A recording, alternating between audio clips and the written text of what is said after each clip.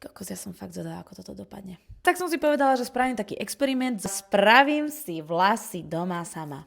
Ľudia moji, držte mi palce. Idem teda vybrať odtieň, ktorý som nikdy nepoužila. Samozrejme je to z Garnier Olia, pretože s ním mám skúsenosť. Dobre, tak ja už som späť z obchodu. Idem vám ukázať, čo som vybrala.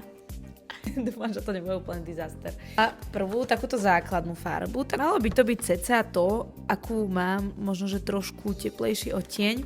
No a k tomu som vybrala takúto farbu. Ja by som chcela si dať pár pramienkov takýchto červených. Ja dúfam, že to bude v pohode. Ja neverím, čo teraz robím. Dobre.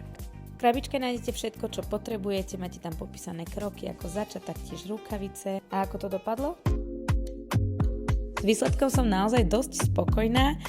Tu vidno trošku tú červenú, ako robí takú štruktúru vlasov. Mne sa to páči, bála som sa, že to bude výrazné, ale za mňa Garnier Olia naozaj super a veľmi sa teším tejto zmene.